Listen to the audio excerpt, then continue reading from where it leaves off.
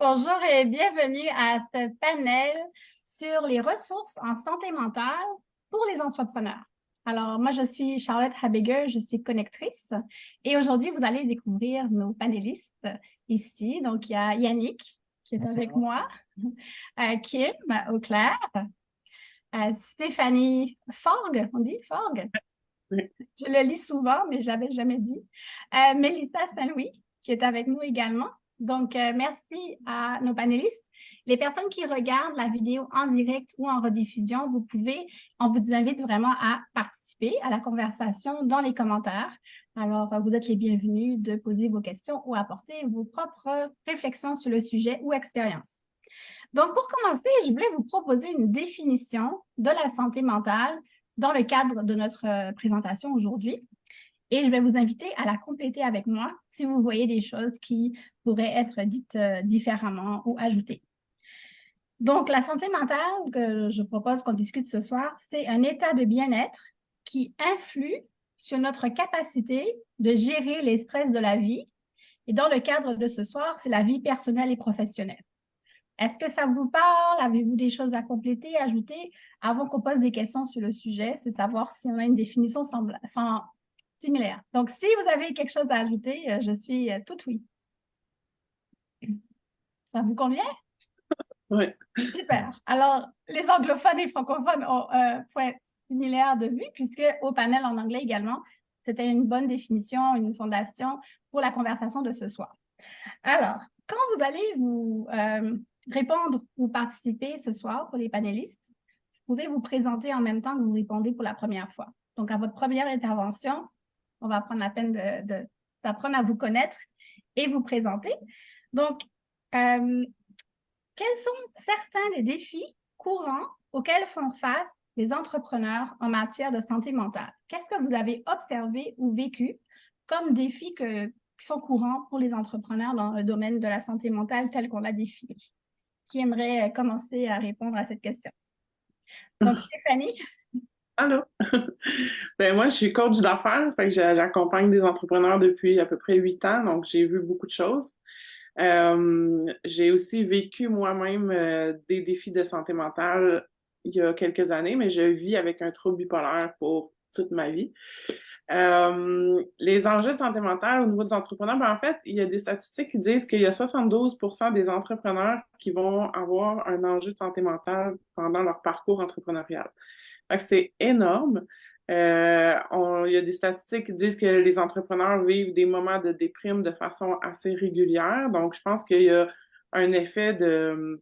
évidemment, je dis toujours, c'est la plus belle job au monde, mais c'est en même temps aussi la plus stressante, à mon avis, une des plus stressantes, en tout cas, qu'il y a tellement d'incertitude qui est associée à l'entrepreneuriat, que ça peut vraiment venir jouer sur l'anxiété, tout ça. Mais, tu sais, en tout cas, j'avais fait des recherches, là, puis les statistiques, ça m'avait vraiment comme... j'en revenais pas à quel point c'était flagrant. Puis moi, je pense, j'ai pas d'études scientifiques pour appuyer ce que j'apporte. C'est plus une observation à travers le temps. J'ai quand même accompagné proche de 800 entrepreneurs. Et je pense qu'il y a, oui, il y a une corrélation entre santé mentale et entrepreneuriat dans le sens où euh, je pense que quand on a des enjeux, par exemple, de troubles bipolaires, borderline, en tout cas, c'est les deux premiers qui me viennent en tête, mais on est peut-être plus enclin à prendre des risques. Fait que c'est là où moi je vois une espèce de corrélation en fait entre les défis de santé mentale puis l'entrepreneuriat. Puis oui, le stress que ça peut amener et tout ça, là. Merci beaucoup de ton partage autant personnel que sur le plan professionnel parce que tu as une riche connaissance ou en tout cas intime avec les entrepreneurs puisqu'en les accompagnant, tu peux avoir accès à ce Ouais. qu'ils vivent aussi. C'est vraiment très précieux pour nous. Mélissa? Oui, mais j'avais vraiment envie de faire du pouce sur ce que tu dis. Je m'excuse, j'ai un fond de COVID qui m'empêche d'avoir une belle voix mélodieuse. Donc, c'est ça par rapport aux statistiques. Ben, je vais me présenter en premier. Donc, Mélissa Saint-Louis, je me spécialise en neuro-inclusion, donc inclusion de la neurodiversité, à la fois en entreprise, mais aussi avec les entrepreneurs, entrepreneuses, parce que justement, par rapport à ces statistiques-là, ben, quand on parle des profils neurodivergents, comme le TDAH, l'autisme, dyslexie, dyspraxie, syndrome Geta-Tourette, douance, ben, on va voir une surreprésentation en entrepreneuriat. Puis là, quand tu parlais, Stéphanie, des statistiques, ben, moi, je les ai, les statistiques, parce que j'aime ça, fouiller tous les articles scientifiques.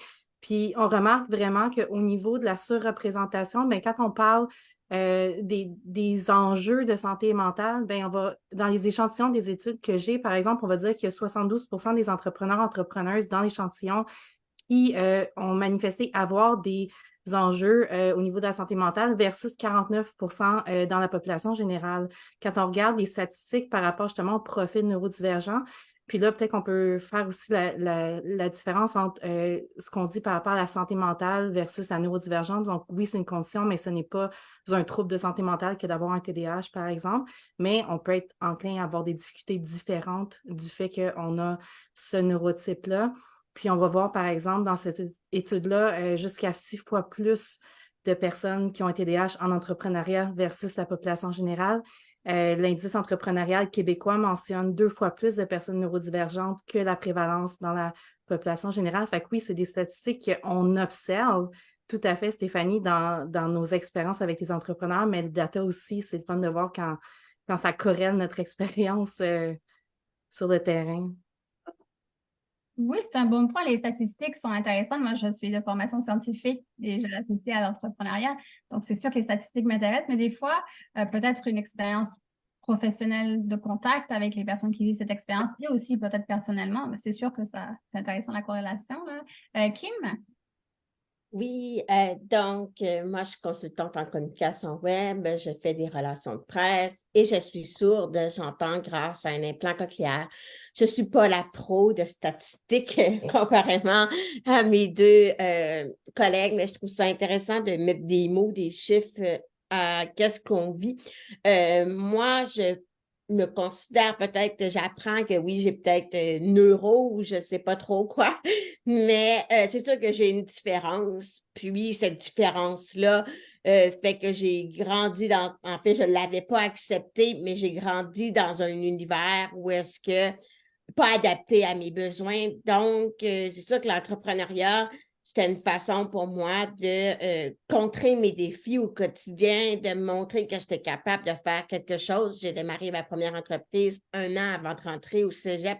Ça fait 20 ans cette année que soit que j'entreprends des choses et je me suis épuisée en 2017. Et on dirait qu'à partir de ce moment-là, c'est comme si c'est là que j'ai vécu le plus de difficultés. On parle de bien-être, tout ça, mais c'est comme si tout a tombé, puis je suis en train de me relever de tout ça, mais j'arrive à mettre des mots à qu'est-ce que j'ai vécu, puis que j'arrivais pas à exprimer.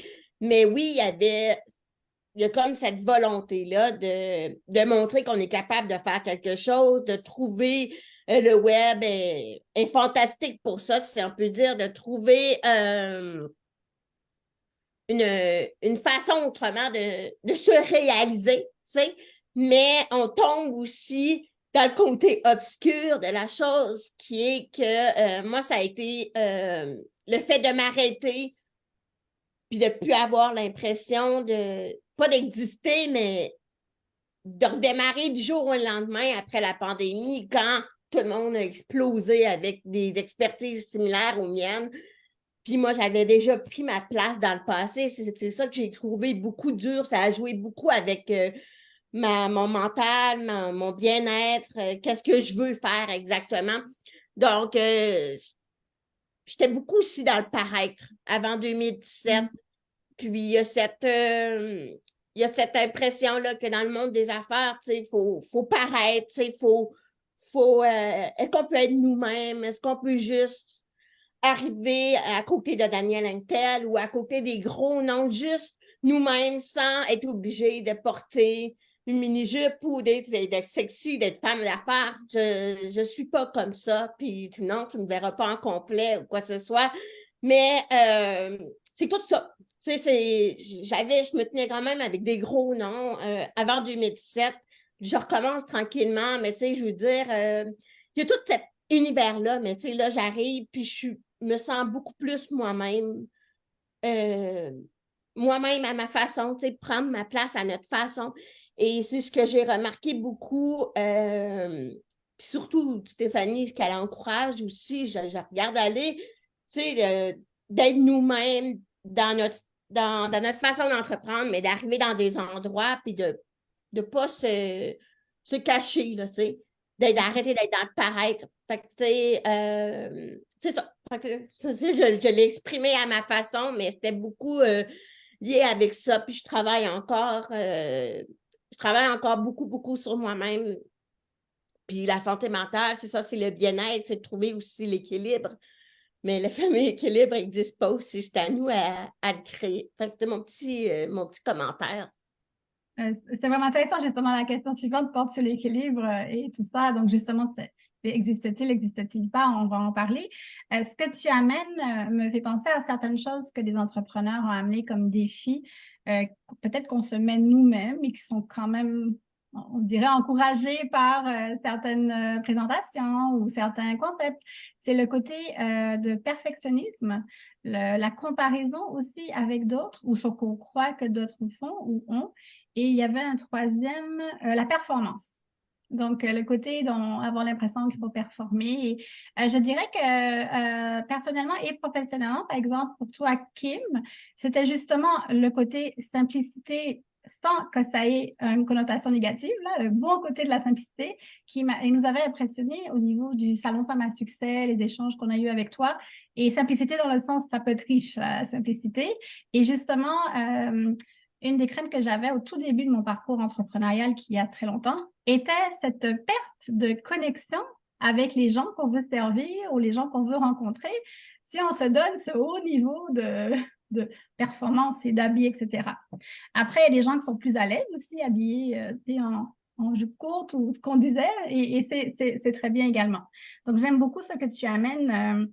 Peut-être je vais passer à la question suivante, qui est justement dans un monde d'affaires en particulier qui est pas mal concurrentiel et compétitif au départ, comment les entrepreneurs peuvent trouver un équilibre entre justement prendre soin de nous, notre bien-être et le succès?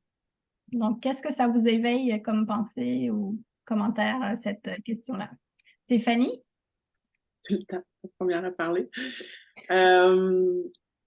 En fait, tantôt qu'il m'a dit il n'y en a pas vraiment d'équilibre et tout ça, puis je pense qu'en fait, moi, bon, j'ai vécu des dépressions morbides, j'ai passé dans les fins fonds de bien des affaires, puis parce que j'essayais d'être parfaite, parce que j'essayais, puis ça, c'est avant d'être entrepreneur, mais j'essayais d'être parfaite, je voulais je voulais performer, etc. Fait que cet esprit-là, je l'avais déjà, mais ça m'a vraiment amené très, très creux.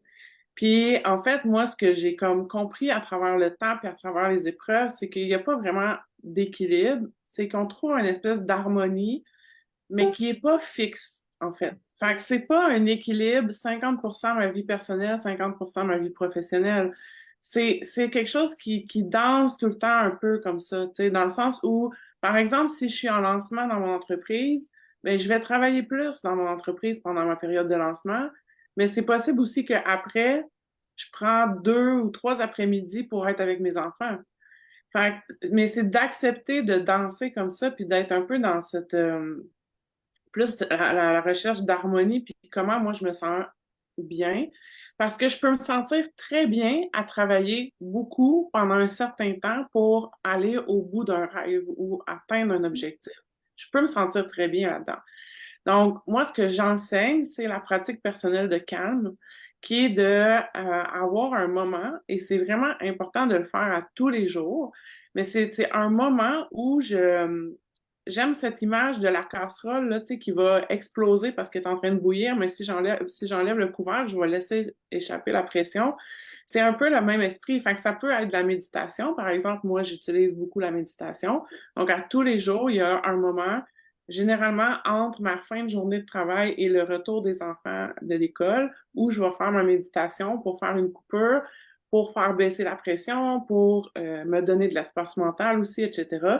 Mais ça peut être la marche, ça peut être le coloriage, ça peut être le tricot, ça peut être une combinaison de plusieurs choses. Euh, la respiration, d'être en conscience dans ce qu'on fait. Donc, mais c'est vraiment de pratiquer ça de façon très régulière. Moi, ça a complètement changé justement ça m'a amené beaucoup plus de solidité intérieure aussi. Puis c'est quelque chose que j'ai enseigné à beaucoup de clientes puis que ça les a aussi apporté beaucoup, tu sais, de faire ça.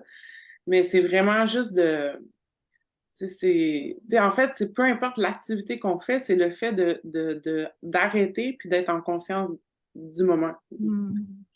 Oui, c'est un bon point. Puis c'est vrai que c'est quelque chose que tu partages et que tu enseignes également. Je te posais juste une question pour aller un peu plus loin. Est-ce que pour toi, penses-tu que c'est semblable à la routine du matin qu'on nous recommande souvent? Ou penses-tu que c'est autre Je chose? pense que ça, tu sais, bon, je pense qu'il y a du bien dans la routine du matin.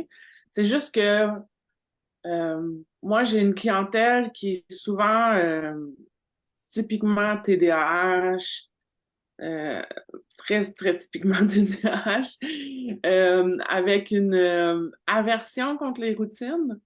Donc, d'arriver puis de prôner une routine du matin, de me lever à 5 heures du matin, de faire telle affaire qui est assez rigide, ça fonctionne pas.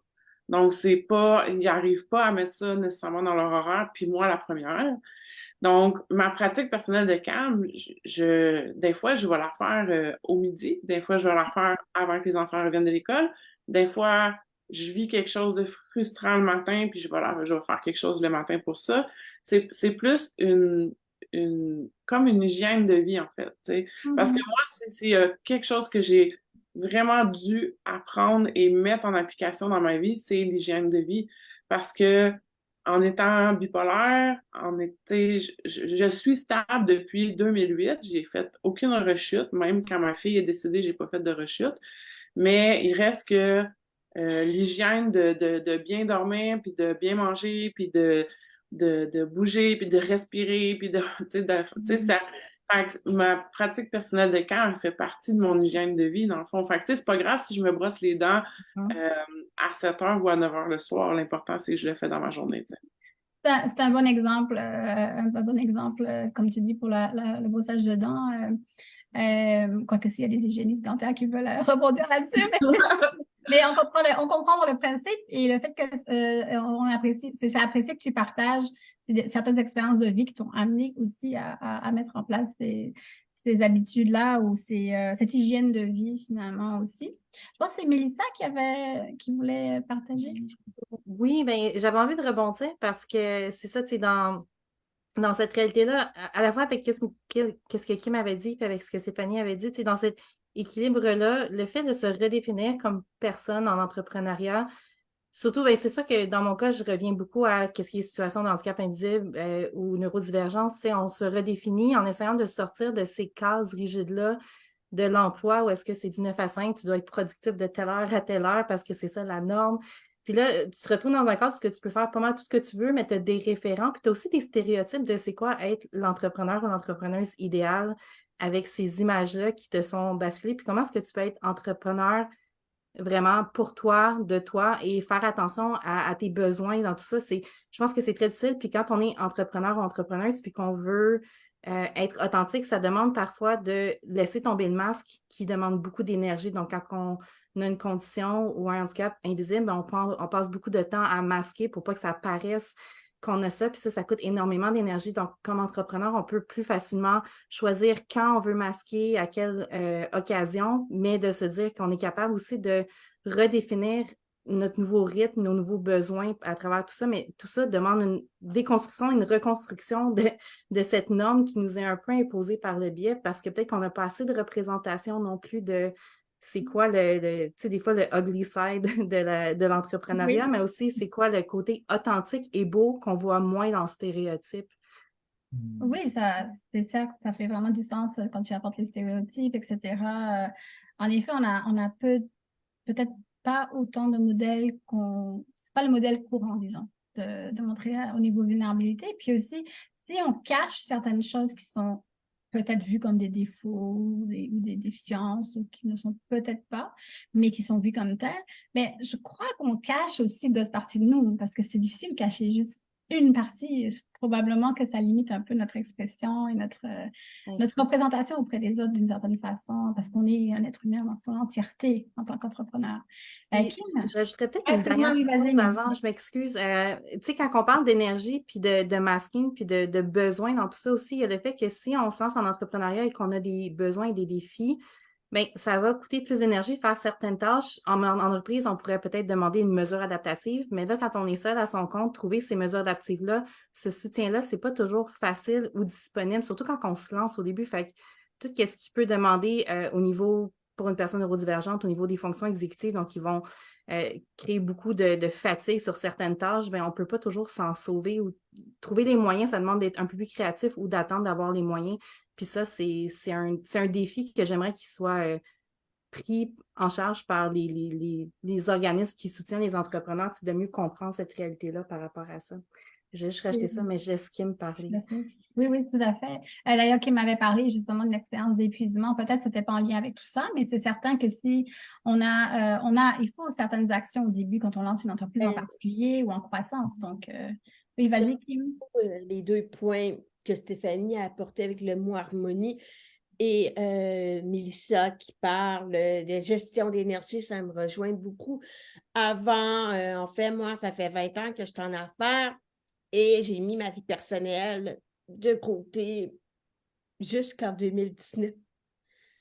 Donc, j'ai jamais vraiment eu de longues relations de couple ou quoi que ce soit, mais on dirait que c'est après d'avoir accepté ma surdité, mon chum est arrivé dans ma vie, puis je suis devenue belle-maman aussi en même temps. Donc, un double stress avec la relance de mon entreprise. Et j'ai pas vraiment, tu sais, j'ai des bons amis, mais tu sais, j'ai misé beaucoup sur ma carrière très jeune. C'est là que Et vers la fin, je m'en rappelle, qu'est-ce qui m'a épuisée, c'est que j'ai tout voulu faire. En 2016, j'avais comme atteint un certain niveau. Là, j'étais vraiment fière, puis tout ça. Puis j'ai comme tout voulu rattraper en un laps de temps plein d'affaires. Je me suis mis à voyager, puis on était beaucoup dans une ère où est-ce que fallait montrer, tu sais, qu'on réussit 2016, 2017. Moi, c'est comme ça que je le voyais. Des voyages, d'affaires et tout ça. Puis j'ai comme voulu tout faire un laps de temps pour me montrer que j'avais atteint un certain notoriété ou quoi que ce soit. Mais en final, non, j'ai lancé mon premier livre, puis après ça, ben, je suis comme tombée en petite boule dans mon lit. Ce que j'ai aimé dans ce que Stéphanie a apporté, c'est l'harmonie. Je pense que j'ai toujours été... tout le monde me dit quoi faire. Il n'y a personne dans mon entourage proche qui est entrepreneur, mais ils sont tous là de faire la morale, prends soin de toi, il faut que tu perdes du poids, il faut que tu fasses ci, il faut que tu fasses ça. Ils disent tout le temps que tu essaies de comme plaire à cet univers-là ou de rentrer dans une espèce de moule. Finalement, tu n'es pas dans ce moule-là. Cette harmonie-là, je pense que je l'ai longtemps cherchée et depuis le fait de m'avoir arrêté, je pensais avoir compris aussi c'est quoi s'arrêter parce que je me disais, je m'en vais en voyage, je m'arrête, mais je ne m'arrête pas vraiment. La fois où est-ce que je me suis vraiment arrêtée, c'est quand j'ai eu mon opération avec mon implant cochléaire. Il fallait que je me pousse à bout puis que je me réinvente un peu. Et j'ai de la misère à l'exprimer, mais j'ai aimé le mot harmonie, c'est aujourd'hui, puis la gestion d'énergie. Aujourd'hui, je connais beaucoup mieux mes limites et je suis capable de les nommer. Puis je pense qu'avant, qu'est-ce qui amène vers une harmonie, en fait, c'est d'être capable de nommer ces limites-là. Puis, d'être bien dans ma tête, dans le sens que aussi, le fait que je sois en couple, ben, tu sais, c'est déjà une limite en soi. Je vais m'imposer des limites. Mais mon chum me donne aucune pression. Tu sais, je me dis, cette harmonie-là, je la cherchais, c'est en fond. Mon chum me laisse faire ce que je veux. Puis c'est moi qui se donne tout le temps la pression. C'est tout le temps la pression, elle vient de moi. Puis, je pense que l'harmonie d'être avec quelqu'un qui nous comprend, même s'il n'a pas la même vibe que nous, ça m'aide énormément. Puis si j'aurais été avec quelqu'un de différent que moi ou qui n'aurait pas cette compréhension-là, ça ne m'aurait pas aidé à me relever. Et ce que j'aime beaucoup aussi dans ce que Mélissa mentionne, la gestion de l'énergie, c'est de connaître nos limites, mais comme moi, je ne résous plus en personne comme avant, j'ai plus cette énergie-là d'aller partout, puis tout le monde va avoir cette énergie-là d'aller dans des soirées de réseautage, dans des événements, puis c'est épuisant, pourquoi tu vas là, puis on n'est pas obligé d'y aller, mais c'est de trouver de connaître ses limites, puis d'être capable de les nommer. Le bien-être, c'est aussi ça, là, de ne pas se donner toute cette pression-là à vouloir être partout, mais de l'accepter, ces limites-là. Je monte plein d'événements, il y a du monde qui dit pourquoi tu ne vas pas là? Mais là, je déménageais à Shawinigan, je suis dans un trou, puis c'est bien parfait comme ça. C'est encore plus compliqué pour les déplacements, puis ça fait bien mon affaire. Mais tu sais, je me suis enlevé ce stress-là puis c'est ça, la gestion de son énergie, puis comme tu dis, Stéphanie, c'est pas c'est ça, c'est pas d'équilibre, c'est vraiment l'harmonie, il faut qu'on soit bien avec nos décisions. Puis moi aussi, je suis pas une fille de routine, puis j'ai longtemps, tu sais, j'ai engagé un entraîneur pour perdre du poids, puis ça marche pas, puis faut pas que ça vienne des autres, faut que ça vienne de moi, en fait, là. Fait que c'est ça. Puis avec le stress de la performance, il y en a beaucoup qui envoient des messages, les fameux faire 50 000 par mois ou le rêve et tout ça, mais toute cette culture-là aide pas à la santé mentale, ça aide pas à plein de monde, mais en même temps, ça marche, mais c'est pas, ça aide pas pantoute. Fait que c'était mon petit commentaire. Je vais, s'il y en a qui veulent ajouter quelque chose, vous pouvez le faire. Je voulais juste te dire un mot par rapport à ce que tu viens d'ajouter, juste en lien avec la question t'as parlé de ton chum. Et moi, je me rappelle de certains entrepreneurs en privé, ils vont dire la relation de couple peut être un obstacle au développement d'entreprise. Mais en public, jamais personne ne veut le dire, ça. Mais ça ne veut pas dire que ça ne peut pas aussi apporter de quoi, qu'on ne peut pas le viser, que ça fait partie de la vie. Mais toute relation intime va amener une redéfinition peut-être à mettre des limites ou des choses comme ça. Donc, j'aimais ça le fait que tu l'apportes comme... et je pense que quelqu'un d'autre voulait parler ou... Ah, mais je voulais juste rebondir, tu sais, avec tout ce que tu apportes, Kim, ce qu'on voit dans cette culture entrepreneuriale-là, le fait d'aller réseauter là, aller là, l'espèce de FOMO, le fear of missing out qu'on vit constamment. Tu as toujours peur que tu ne réussiras pas si t'as pas fait tel événement ou là, tu essaies d'être stratégique. Là, finalement, c'est pas la bonne stratégie parce que tu t'es juste garoché partout puis là, tu es brûlé. Mais c'est fou comment on est bombardé. Puis je sais pas si c'est parce que le Québec, cette culture du Québec Inc. fait qu'il y a tellement de... Il y a combien d'incubateurs? On n'a plus assez de doigts de cheveux pour les compter, là, tu sais, il y a trop de stock partout, puis c'est facile de s'y perdre. Oui, j'aurais voulu entendre Stéphanie. Je vais te laisser t'exprimer, mais je serais curieuse parce que toi et moi, en tout cas toi, tu parles de programmes à 50K ou autres, un peu comme mentionnait Kim dans tes titres de courriel, où moi je parle de réseautage. Donc, il y a des éléments dans ce qu'amène Kim que certains d'entre nous, on pourrait dire qu'on met ça en avant. Je ne sais pas si tu allais t'exprimer là-dessus, mais j'aurais aimé t'entendre aussi sur ce point-là. Non, je pense qu'après, tu sais, il y a une part aussi de responsabilisation dans le sens où, oui, tu sais, je veux dire, moi, je suis quelqu'un qui se surpasse, qui atteint toujours de plus gros objectifs, qui a toujours de plus gros rêves, puis tout ça. Puis ça, c'est moi, dans ma personnalité à moi. Mais c'est pas un critère d'entrepreneur que de vouloir viser plus haut. Tu comprends? Fait que après ça, c'est à chacun de se dire comme moi, c'est quoi pour moi.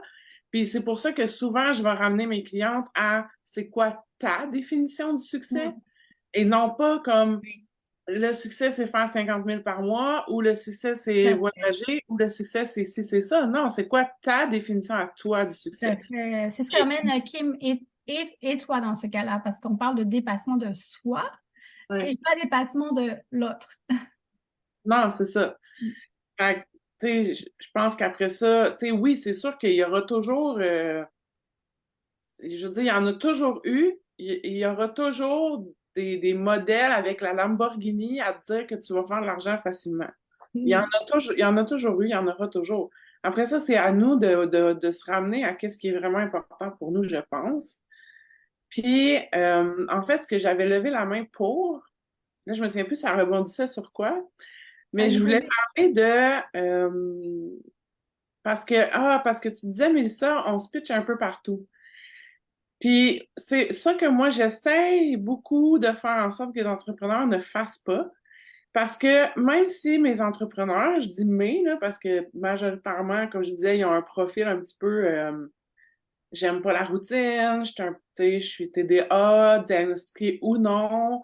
J'aime pas ça, j'aime ça suivre mon flow, tu sais, il y a beaucoup de ça.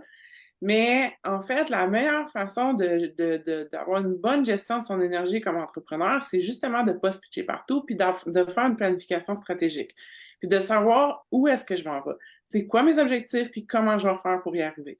Ça ne veut pas dire que tu sais, comme des fois quand je parle de planification stratégique, par exemple, de faire une planification pour un an, des fois ça fait peur parce qu'on se dit, ah, mais là, tu sais, ça va être ça pour un an. Mais non, c'est pas figé dans le béton pour toute la vie, là. C'est comme choisir ta cible, là. Tu peux changer de cible dans un an, là. C'est pas pour toute la vie, là. Mais c'est pour te donner une direction puis savoir où mettre tes efforts. C'est comme justement, est-ce que en fonction de ma cible puis de mes objectifs puis de ma mission puis de ma vision, est-ce que c'est une bonne chose pour moi? Oui, puis en fonction de ma personnalité puis de mes forces, est-ce que c'est une bonne chose pour moi de faire les événements de réseautage ou non? Tu sais? Mm. Moi, j'en ai pratiquement jamais fait parce que je sais que ça me demande énormément de jus, mais j'ai jamais eu vraiment à en faire par rapport à ce que je fais avec l'école puis le coaching des solopreneurs. Maintenant que je démarre une nouvelle division agence de développement des affaires où je travaille avec des entreprises de plusieurs employés, j'ai plus besoin stratégiquement de me faire connaître dans des événements. Mais je vais trier vraiment, je vais être très sélective pour justement préserver mon énergie. Mais fait que de planifier puis d'avoir des stratégies, c'est une bonne chose. Oui, puis j'abonde dans le même sens que toi, en ce sens où le soutien dans l'écosystème entrepreneurial est important pour ça, pour aider des fois à se faire une tête puis avoir un sounding board quand on ne sait plus où se garrocher. Mais ça reste que le même écosystème entrepreneurial vend tous ces événements-là, puis tu dois donc être partout en même temps aussi. Oui. Fait que ça devient, c'est ça, ça devient difficile de toujours avoir peur de manquer quelque chose. Cette peur de manquer le bon événement. Pour quelqu'un peut-être qui est anxieux, ben là, ça peut jouer aussi sur certains pitons. Quelqu'un qui a un TDAH, ben ça peut jouer sur d'autres pitons de ben tu sais, le nouveau shiny Ben oui, regroupement. Tu sais, fait que ben, c'est comme avec toutes les formations, les programmes, etc. Tu sais, il y a beaucoup ça. d'entrepreneurs qui vont tout faire parce qu'ils ont peur de passer à côté de la recette magique qui va enfin amener leur succès. Alors qu'il n'y en a pas de recette magique. Mm. Il y Non. en a pas. Non, et surtout, ça vient de l'intérieur et pas de la formation elle-même. Il n'y a rien. La formation ne pourra rien créer en nous. Enfin, je veux dire, au départ, ça pourrait l'agrandir, mettre une emphase, mais on a déjà en nous, au départ, c'est certaines choses à partager, une mission habituellement, une vision. Puis tout le reste, ce sont des outils, des techniques. Justement, dans tout ce que vous amenez comme soit les défis ou certaines solutions, est-ce que vous avez observé est-ce que vous avez des observations à faire sur le rôle d'une communauté, de la collectivité, de regrouper, être en groupe, que ce soit par réseautage ou autrement, dans justement les peut-être faciliter le défi de santé mentale pour les entrepreneurs? Je me lève la main. Vas-y, Stéphanie. Euh, je vois un espèce de couteau à deux tranchants, en fait. Moi, je prône énormément la communauté. J'ai toujours eu des communautés, j'ai toujours travaillé en groupe, j'ai une école. Les filles, il y a plein de moments où elles sont mises en contact pour se soutenir, s'entraider, voir qu'elles sont pas tout seules à vivre ce qu'elles vivent, surtout. Euh, Fait que oui, il y a du bon. Je pense qu'il faut bien choisir sa communauté. Parce qu'on peut aussi tomber dans des communautés où ça peut devenir toxique et où il peut y avoir une espèce de compétition malsaine, une espèce de culture de un peu ce qu'on disait tantôt, tu sais, de toujours faire plus, puis tout ça, puis ça convient pas à tout le monde. Fait que je pense qu'il faut faire attention, tu sais, puis, tu sais, moi, j'aurais juste envie de dire une chose par rapport à la comparaison. C'est quelque chose que je raconte souvent. Quand, en fait, j'ai eu mon premier enfant, j'avais 22 ans, donc j'étais quand même assez jeune, et j'ai tombé malade. Dans le fond, les hormones de grossesse ont déclenché mon trouble bipolaire. Puis j'ai fait une dépression postpartum / morbide, puis avec des phobies d'impulsion, puis bien des affaires. Euh, et je vais toujours me souvenir, dans la première année de vie de mon enfant, je participais à des rencontres avec d'autres mamans, là, genre des mamatinées où, tu sais, on allait à l'Aquapoussette ou faire des pique-niques, ou on allait chez une, chez l'autre dîner, puis tout ça. Bon. Puis je me souviens une fois en particulier que on est allé chez une maman, puis je suis sortie de là démolie parce que je me disais, c'est tellement propre. Elle fait des purées bio, elle fait ci, elle fait ça à la lettre. Bref, c'était comme Ouais. l'image de la maman parfaite, tu sais. Hmm. Moi, je me sentais vraiment inadéquate à comparer. Euh, Jusqu'à temps que plus tard dans ma vie, je comprenne que en fait, je comparais pas des oranges avec des oranges, là. Parce que cette maman-là, son mari était présent, elle avait une femme de ménage, sa mère était présente, OK? Alors que moi, mon chum était pas présent, j'avais pas de femme de ménage, j'avais personne, j'étais toute seule. Fait que je peux même pas comparer, c'est pas la même chose. C'est comme quand mes entrepreneurs viennent me voir, puis oui, mais elle, ça marche. Oui, mais toi, tu as 5 enfants, puis elle a pas d'enfants. Hmm. Exemple, tu sais.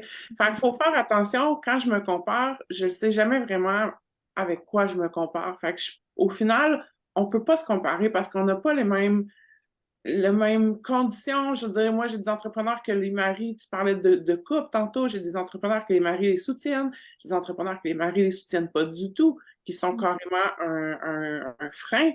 J'en ai qui ont des enfants avec des besoins particuliers. Moi, j'ai démarré ma première business, j'avais ma fille avec des besoins particuliers. Tu sais, tu peux pas comme comparer. Fait que, tu sais, comme moi, du moment où que j'ai ça en tête, je me dis, ben en fait, je peux me comparer avec personne d'autre qu'avec moi-même. Tu sais, fait que mon but, c'est juste d'être tout le temps meilleur que la veille, puis c'est tout. Hmm. C'est un super beau résumé de. C'est vrai que c'est quand même une des problématiques qu'on peut voir en communauté, même quand on parlait des réseautages tantôt, justement, dans un groupe, c'est vrai que ça peut amener ce type de choses. Je vais. Il y a Yannick qui m'a signalé qu'il voulait parler. On n'a pas la même. Il n'a pas la même zone, donc on a un petit signal. Alors, et après, je vais passer à la prochaine. C'était Kim après, je crois. Oui, il faut que tu parles. Est-ce Et que tu dois te présenter Ah aussi oui, d'abord. Ouais. Donc, je m'appelle Yannick, je suis bouddhiste pratiquant et j'étudie le bouddhisme depuis 20 ans, ainsi que le Reiki. Donc, une vingtaine d'années que je suis là-dedans. Autrement, je commence à faire des audios. Donc, le milieu de l'entrepreneuriat, je le vois juste surtout avec ma conjointe. C'est ça que j'explore le plus. J'apprends beaucoup avec elle. Je voulais rebondir sur ce que disait Stéphanie par rapport aux communautés, d'être bien entouré. Et bon, moi, ce que je vois, c'est ce qui m'a vraiment servi en général dans l'entrepreneuriat, mais dans le quotidien, quoi. C'est vraiment une communauté spirituelle. Et je pense que d'avoir une communauté, il faut s'assurer d'avoir une communauté avec le même système de pensée. Et là, je voulais rebondir sur, puisqu'on parlait de mental, est-ce qu'on est d'accord avec les définitions ou pas? Donc, on parlait de bien-être tout à l'heure. Et en fait, on peut voir qu'il y a, si on élabore un petit peu, des fois, on peut voir qu'il y a vraiment des définitions diverses et variées. La médecine en Occident souvent perçoit le mental logé dans le cerveau, et d'autres vont percevoir le mental en lien avec l'esprit, et donc quelque chose qui n'a rien à voir avec le corps, en fait. Le corps comme un prolongement de l'esprit. Or, en Occident, on a tendance à voir plutôt le mental et l'esprit comme une continuité du corps. Donc, est-ce qu'on est né de la matière ou est-ce que le corps naît de l'esprit? Enfin, après, ça débat, puis c'est à chacun de voir. À partir du moment où on voit qu'il y a des écoles de pensée vraiment très différentes, déjà de bien s'assurer si on est avec celle qui nous correspond. Parce qu'au final, quand on cause avec des gens, souvent on se rend compte qu'il y en a qui croient il y a un Dieu, d'autres qui pensent il y a une âme, mais qu'il n'y a pas de Dieu, d'autres qui pensent qu'il y a juste un corps, vous naissez, vous mourrez, rien avant, rien après. Donc vous êtes juste un agglomérat de matière et que par un truchement, je ne sais trop quel, un esprit va apparaître dedans ou une pensée.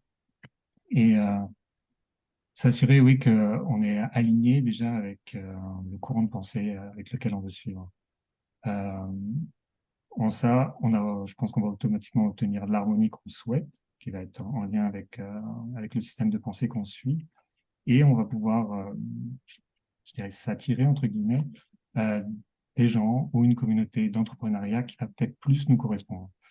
Ou alors, comme Kim disait, un conjoint qui arrive parce que je ne sais plus si elle avait lâché quelque chose, mais du coup, son nouveau conjoint est arrivé dans sa vie. Moi, par expérience, c'est ça que je vois. Et car des fois, je suis tombé dans des formations ou des divers systèmes pour essayer d'avoir la Ferrari, d'avoir je sais pas trop quoi, et faire un 50 000 par mois ou 100 000. Et en fait, ça peut pousser et générer beaucoup de perturbations mentales, beaucoup d'afflictions à l'intérieur et finalement beaucoup de souffrance. Parce qu'on veut, on veut, on veut. Et oui, alors ça, c'est un dépassement de soi, mais au point de faire craquer il y a comme des fissures et le soi, il tient plus en place, quoi, parce que c'est pas le corps, mais la coquille, elle a été fragilisée. Donc, je pense faire attention à ça et vraiment revenir à la base.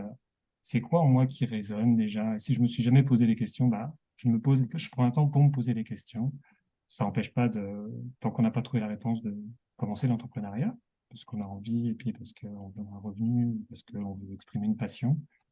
Mais bien s'assurer que qu'est-ce que j'entends par, je voyais les mots tout à l'heure, donc équilibre, gestion des énergies. Il y avait à un moment donné, Mélissa a parlé d'être authentique et beau.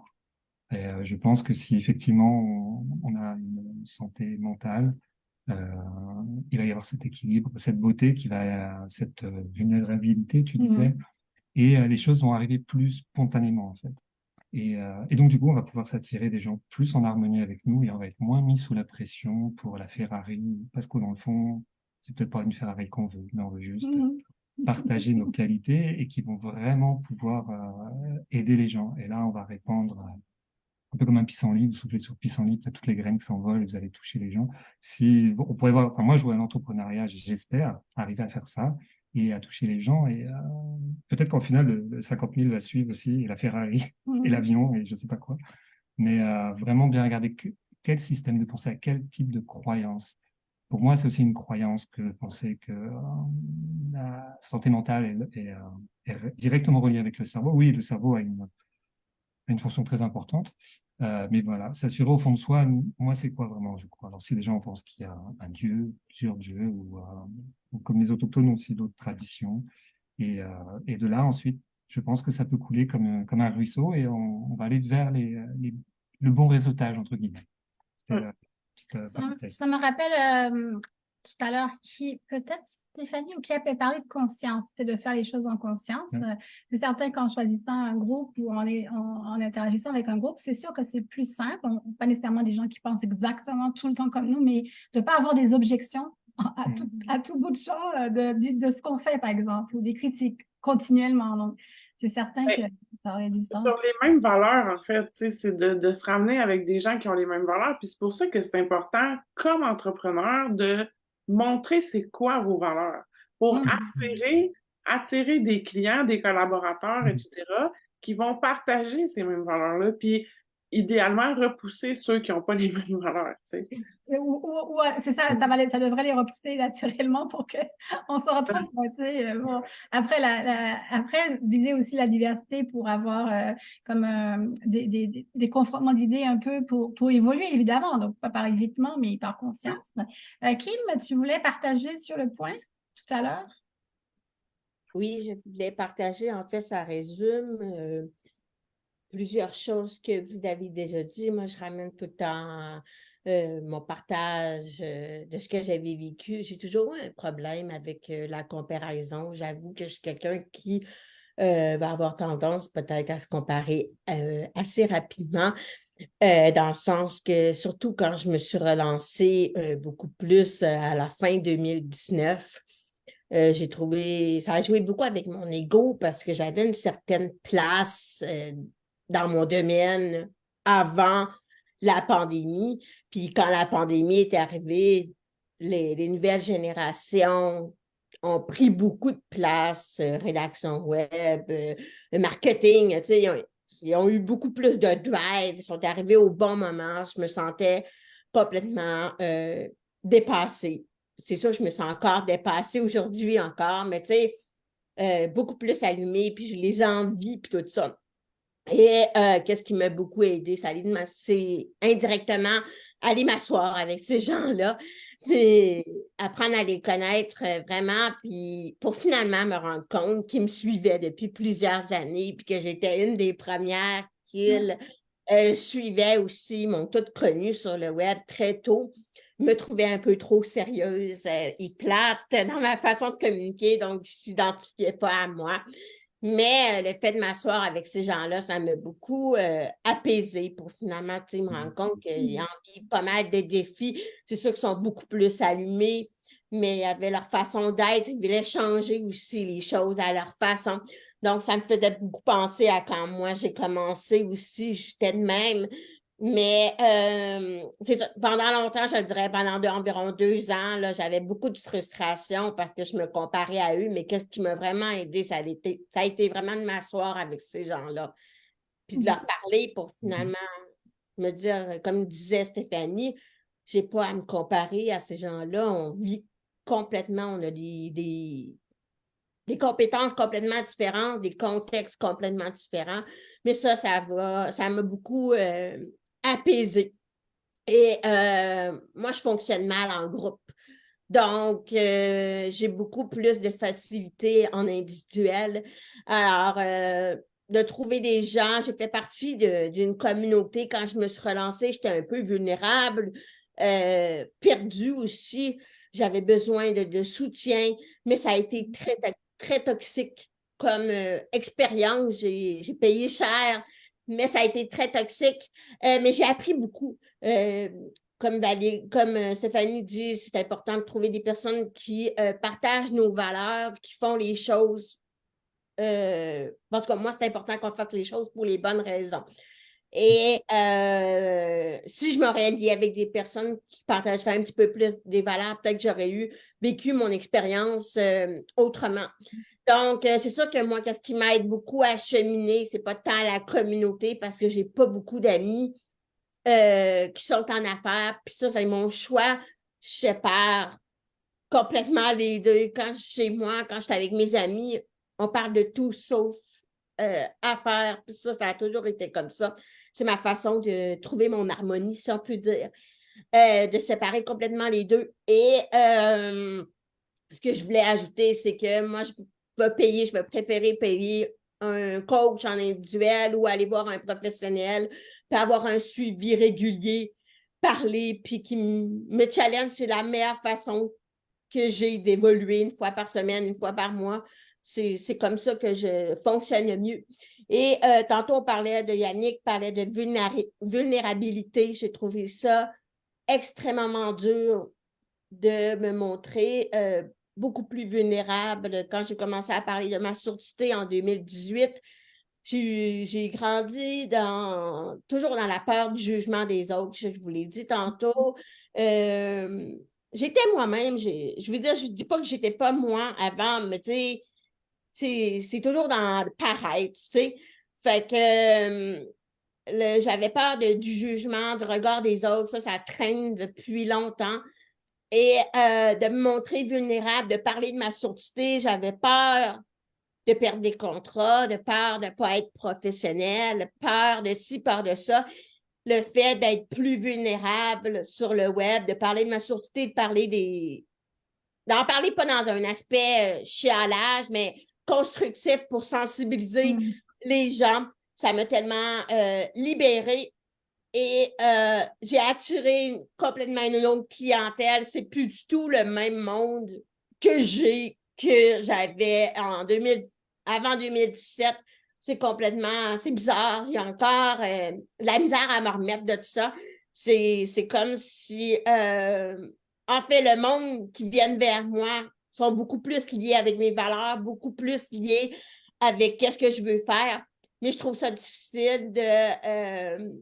il y a comme une portion très à faire avec qui j'étais avant, mais ça, c'est comme s'ils viennent plus vers moi ou nos façons d'être, ou en tout cas, juste tout ça a démarré parce que je me suis montrée beaucoup plus vulnérable, mais c'est pas tout le monde qui ose se rendre jusque-là, puis ça, pas ça divise, mais moi, j'arrive pas à mettre des mots là-dessus, mais je l'ai senti, puis je le sens encore, que c'est comme deux univers différents. Mais j'avais un événement la semaine passée, j'étais à Montréal, j'ai été panéliste, puis c'était la première fois, je pense, on parle d'Isabelle Hudon, grande de la BDC, c'est une grande chef d'affaires pour moi. Puis de panel, c'était la première fois que je me montrais un petit peu plus vulnérable, puis elle se rappelait de moi parce que j'avais eu un autre panel avec elle il y a longtemps. À Skim, on le voit, là, donc ta façon de parler est complètement différente qu'avant. Puis, mais c'est quand même dur d'oser parler de ça quand on dit qu'on n'en parle pas. On en parle de plus en plus. Mais c'est dur de se rendre jusque-là, de se montrer vulnérable aussi. Puis il y a honte. Moi, j'avais peur de faire pitié, puis c'est pas mon but de faire pitié non plus. La santé mentale, c'est d'essayer de trouver le bon moment d'en parler aussi, de raconter une histoire, puis c'est ça. Fait que, je sais pas, je me suis... j'ai essayé de coller un peu avec tout ce que vous aviez dit, mais c'est ce que je voulais dire. Oui, j'aime ça. Tu fais une belle palette de couleurs de tout ce qu'on dit et tu ajoutes ton expérience personnelle et professionnelle, en fait. Et en effet, comme on parle de la peur du jugement ou d'autres peurs ou d'autres choses, ben, des fois, elles sont quand même fondées sur des vrais éléments, nos peurs. Mais simplement, c'est ça qu'on en fait. Et toi, tu as agi quand même malgré la peur. Je voulais juste faire une mini pause pour vous parler de un peu les commentaires qu'on a sur le direct. On n'a pas de questions pour le moment, mais je voulais dire, il y a Louise, Sandra, Mounaï, Hélène, Yolène, Patty qui ont écrit. Et il y a Sandra qui dit effectivement, Kim, tu es une des premières personnalités dont j'ai entendu parler lorsque je suis arrivée au Québec. Donc, c'est quelqu'un qui a une entreprise de relocalisation pour les Français qui veulent venir au Québec. Et en tout cas, vous allez voir les commentaires, mais c'est ça, elle confirme ce que tu dis. Tu es une vedette pour beaucoup de personnes. Alors, voilà. Donc, le jugement, on peut en avoir peur, mais il est de l'autre côté aussi. Donc, tu sais, positif, négatif, etc. En tout cas, est-ce qu'il y avait quelqu'un qui voulait ajouter quelque chose à la conversation? Mélissa? Je peut-être c'est au niveau de la communauté parce que, tu sais, on travaille et on a des cohortes pour les entrepreneurs, entrepreneuses neurodivergentes. Puis quand j'entends, tu sais, que ce soit des enjeux au niveau de la maladie mentale, au niveau de la santé mentale, au niveau d'une condition neurodivergente, tout ça, tu sais, il y a ce capacitisme-là qu'on a beaucoup internalisé au courant de notre vie. Puis tout ça, mais c'est des situations de handicap souvent qui sont invisibles, donc on va l'appliquer à nous en étant très dur envers nous-mêmes, en comparant avec l'autre, ou en ayant peur du jugement de l'autre. Puis des fois, c'est tout à fait fondé parce qu'on a vécu aussi ce capacitisme-là. Puis là, ben, faudrait donc pas que ça paraisse. Mais quand on réussit à déconstruire ces morceaux-là ensemble, puis de voir toutes les forces et la beauté derrière, c'est tellement libérateur. Quand on a les cohortes, là, pour de vrai, souvent, quand je réalise des jalons qui sont parcourus, là, j'en ai les larmes aux yeux parce que je me dis, OK, ces personnes-là ont tellement internalisé ces capacitismes-là au point où c'est tout ce que les personnes voyaient. Puis je m'inclus aussi là-dedans, tu sais, je suis tellement pas capable de faire ça, tout le monde est capable de faire ça, pourquoi moi je suis pas capable? Puis de juste voir je suis pas capable, puis les faucons, tu sais, courir après les faucons, faut qu'on fasse ça, faut qu'on fasse ça. Puis de voir, ben, de gérer comme à travers les forces. C'est ça qu'on dit en entreprise aux gestionnaires, gérer avec les forces de vos employés. Mais pourquoi on ne fait pas avec nous-mêmes comme entrepreneurs, entrepreneuses, de dire, bon, ben, c'est quoi mes forces, puis comment est-ce que je vais vraiment miser là-dessus, puis leur accorder la valeur et l'importance qu'elles ont, puis pas en comparaison à mes défis, mais vraiment pour ce qu'elles sont. Puis c'est là qu'au niveau de la santé mentale, je pense qu'on va aller chercher un gain, c'est en étant indulgent envers soi-même, auto-bienveillant, avoir de l'autocompassion. Tellement. C'est bon, ça, autobienveillance et autocompassion. Ça dit tout, quoi. C'est vraiment, c'est évident Je pense qu'on qu'on commence par devrait le ça. faire, mais on est Bon, c'est pas toujours, ou au contraire, c'est pas la première des fois habitude qu'on a. D'ailleurs, en parlant d'habitude, la question que je poserai ensuite, qui sera probablement la dernière question avant qu'on ait les mots de la fin, est-ce que vous avez mais vous pourrez dire d'autres choses après la question si vous en avez, là, juste, juste pour que vous le sachiez. La question, c'est, est-ce que vous avez des outils, des pratiques ou des habitudes quotidiennes que vous utilisez ou que vous entendez que les entrepreneurs utilisent pour justement peut-être amener cette harmonie au niveau qui contribue à la santé mentale. Donc, ça peut être des outils, même en ligne, ou sur un téléphone, ou une pratique personnelle, comme un peu Stéphanie a parlé d'hygiène de vie. Si vous en avez à partager, que ce soit les gens qui regardent ou donc c'est les personnes qui sont avec nous, est-ce que vous en avez à partager? Ben, ouais. Ben, en fait, c'est qu'est-ce que j'ai dit, justement, la pratique, parce que j'appelle la pratique personnelle de calme, l'hygiène de vie, l'autocompassion, d'avoir des gens aussi à qui discuter de notre réalité aussi, tu sais. Mm. Moi, j'ai beaucoup de clientes mais je dis elles viennent dans mon bureau, mais en fait, c'est en Zoom, là. Mais elles sont dans mon bureau, puis je suis souvent la seule personne à qui elles peuvent réellement parler de comment elles se sentent, comment elles vivent, comment elles se mettent la pression, etc. Fait que d'avoir au moins une personne de confiance à qui parler de votre cheminement entrepreneurial, autant des bons coups que des défis, tu sais. Mais puis oui, s'entourer d'une communauté, comme on a dit, une communauté qui est saine, évidemment, pour nous, là. Oui, qui peut être aussi des amis qu'on voit et qu'on ne parle pas nécessairement d'affaires. Ça peut être notre communauté ou ça peut être peut-être des personnes qu'on voit, mais la communauté peut être peut avoir un impact positif, en sachant qu'il peut y avoir des limitations, comme on a parlé tantôt. Juste par rapport à l'autocompassion, ce serait quoi concrètement? C'est quand on n'a pas cette habitude-là, est-ce que ça prend une coach ou est-ce qu'il y a des choses pratiques qu'on peut faire pour le développer? Écoute, une des choses que j'aime bien recommander, c'est d'utiliser, c'est une méthode de méditation en pleine conscience, la méthode RAIN. Puis je trouve qu'elle fonctionne bien aussi pour les cerveaux qui vont de tout bord, tout côté. Puis que quand tu leur dis méditer, c'est arrêter de penser à quoi que ce soit, là, ça devient impensable de ne penser à rien. Fait que la méthode RAIN qui est vraiment très, je trouve, aidante pour aider à décortiquer un peu ce qui se passe en dedans de nous puis dans notre tête, puis justement être en posture plus bienveillante. Fait que si on Google Rain Mindfulness, ça va sortir tout de suite, là. Puis en termes aussi d'outils, ce que je trouve vraiment dommage, parce que justement, quand on se lance puis qu'on a besoin de soutien puis qu'on lance notre entreprise, c'est des coûts, puis on n'a pas toujours les moyens d'aller chercher de l'aide de professionnels. Puis, tu sais, je sais qu'il y a des assurances via les chambres de commerce, mais ça reste quand même souvent très dispendieux aussi. Puis, tu sais, j'ai un peu ce cri du cœur-là de dire, bon, est-ce qu'on peut avoir des systèmes un peu plus, tu sais, comme des PAE pour entrepreneurs? Puis peut-être qu'il y en a, puis je ne les connais pas encore, mais une espèce de filet de sécurité aussi dans le domaine entrepreneurial, le temps que les gens aient assez les pieds placés pour pouvoir se prendre des avantages sociaux pour eux et leur entreprise. Je sais qu'il existe le parachute.ca, qui est un site qui a beaucoup d'informations sur la santé mentale pour les personnes en entrepreneuriat. Donc, le parachute.ca qui serait une belle ressource. Je sais qu'il y a des gens dans mon entourage qui commencent à travailler sur des projets pour les entrepreneurs et entrepreneuses pour favoriser ça. Donc, tu sais, IASPOR, on en parle de plus en plus, mais je sais qu'en ce moment, tu sais, c'est difficile. Puis, dépendamment dans quel domaine tu es, tu sais, moi, je travaille dans le domaine de l'EDI, c'est difficile parce que, tu sais, on en voit des choses très dures autour de nous. Ça ébranle la foi en l'humanité à tous les jours.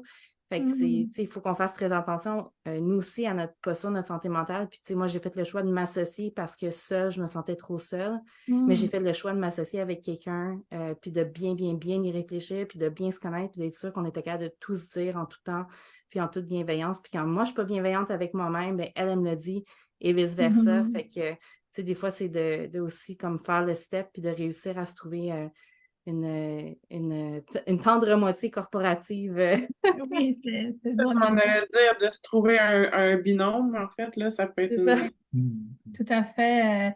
exactement, l'imputabilité, partenaire. Ça peut être quelqu'un, des fois, même qui fait autre chose, mais avec lequel, justement, on se rejoint sur certains points. Ça peut être quelqu'un dans notre entreprise, mais c'est d'avoir quelqu'un. Ou alors, ça peut être aussi le coaching et le mentorat. Moi, j'y crois énormément.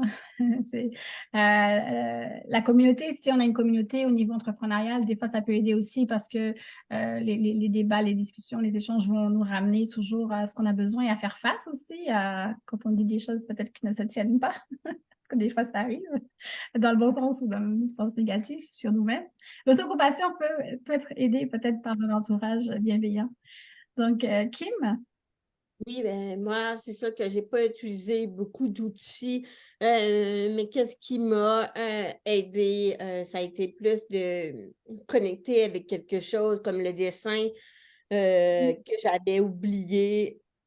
J'ai recommencé à dessiner comme je le fais en 2018, là, tu sais, quand j'ai commencé à véhiculer un peu ma sourdité au travers des dessins, on dirait que ça m'a... c'est comme je le fais pour une bonne cause. Quand je le fais, c'est soit pour des petites citations, puis en plus, c'est fun parce que je me suis trouvée comme des partenaires où est-ce que ça va être collé sur des agendas, ça va être collé sur d'autres produits, puis ça va être des citations que je vais reformuler ou que je le fais pour moi-même dans le sens que c'est des messages que je vais faire passer. Fait que une fois qu'ils sont dessinés, une fois que je les ai adaptés, ben, je peux les diffuser, les rendre plus visibles. C'est comme un petit revenu passif en même temps, mais le faire, prendre le temps, ça me fait du bien le faire. Et vous autres, vous ne le voyez pas, mais sur mon mur, il y a plein de phrases ou de motivation. Si je ne fais pas telle chose, ben, je ne pourrais pas arriver à telle chose. Donc, c'est une technique, la technique du si qu'on m'avait dit d'écrire. Fait que j'ai comme des gros tableaux dessinés, mais ça fait longtemps qu'ils sont là. C'est juste que je ne me donne pas de pression à réaliser tous tous ces mots-là. On dirait que je suis beaucoup mon feeling. Qu'est-ce qui fonctionne bien avec moi? C'est je le sais en 2024, je le sais un peu où est-ce que je vais être rendue. Je ne sais pas quand ça va se réaliser, mais je le sais que je vais le faire ou que je vais finir par le faire et tout ça. Et donc, d'écrire, de dessiner, des fois, on dirait que la conscience parle tout seul quand on écrit, quand on dessine. Ce qu'on veut vraiment sort tout seul. Là, ça se répète, c'est tout le temps les mêmes affaires qui se répètent. Fait que juste le fait de s'asseoir, puis d'écrire ça, puis à chaque fois que j'écris, puis à chaque fois que je dessine, c'est tout le temps les mêmes affaires qui se ressortent. Fait que, pour moi, de voir que je me répète encore, je ris de moi, puis en même temps, je suis comme, ben, regarde, pourquoi tu te casses la tête? C'est là que t'es simple comme personne, puis tu vas rester simple, tu vas pas changer parce qu'on te dit telle affaire ou pas. Fait qu'on dirait que c'est ces moments-là, quand je prends le temps de le faire, comme le bilan de fin d'année, quand je le fais pour moi, puis ça sort tout seul, puis que je regarde ça, puis j'ai encore tous mes dessins de chaque année, je me dis peut-être que cette année-là, je me donnais beaucoup plus de pression à vouloir réaliser des choses qui étaient irréalistes. Mais là, ça colle beaucoup plus, puis je regarde, en tout cas, bref.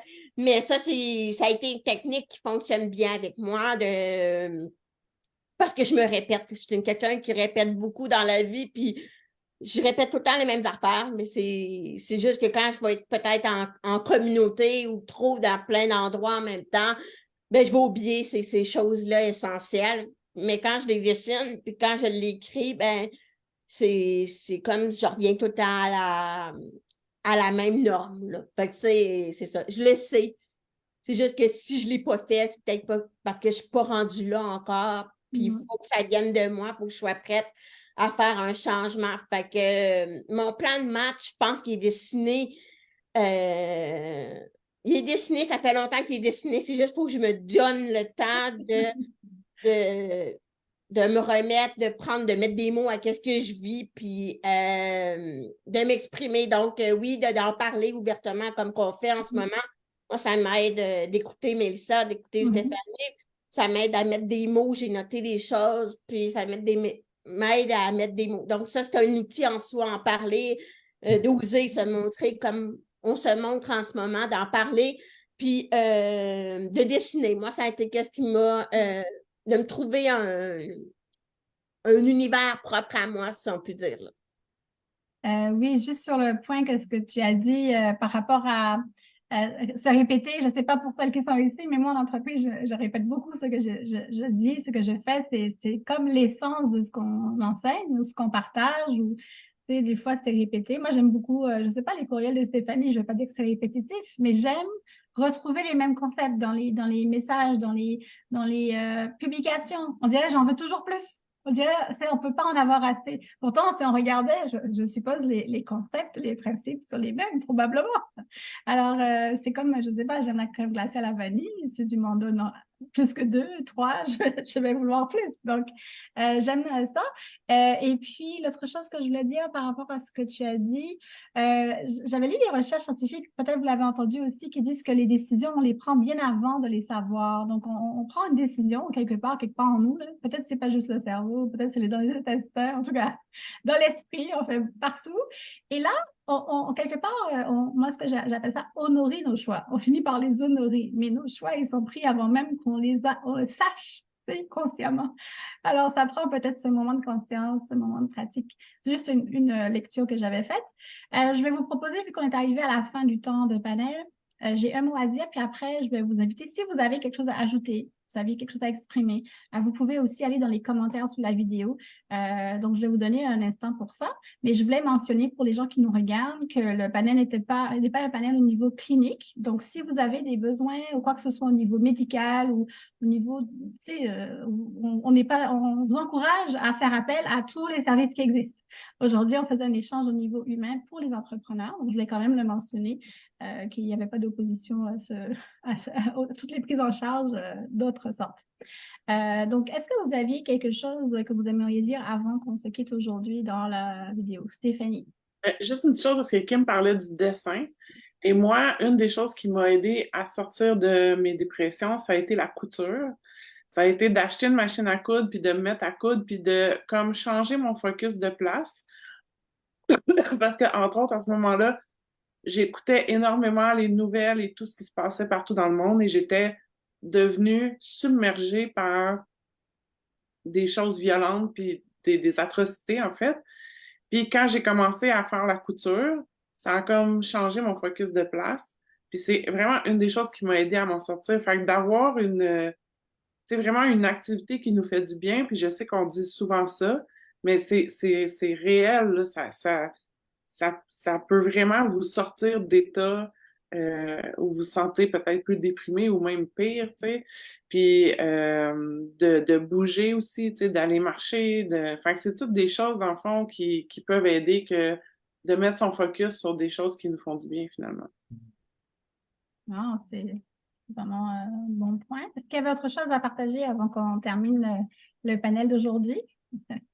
Je trouve juste que c'était une conversation vraiment très agréable. J'ai appris à connaître des nouvelles personnes très inspirantes et intéressantes. Donc, merci pour l'invitation à venir jaser de tout ça aujourd'hui. Je pense que c'est des conversations plus que nécessaires. Oui, absolument.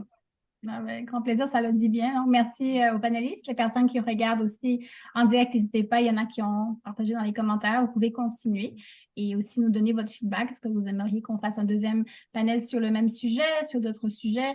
Ce sont des opportunités d'apprentissage collectif et collaboratif, quelque chose qui est appliqué beaucoup en éducation et pas encore beaucoup dans le domaine des affaires, mais je pense on le voit que c'est utile, en tout cas c'est agréable. Donc, merci beaucoup à tout le monde et portez-vous bien. On se retrouve à une prochaine occasion. Au revoir, merci. Merci.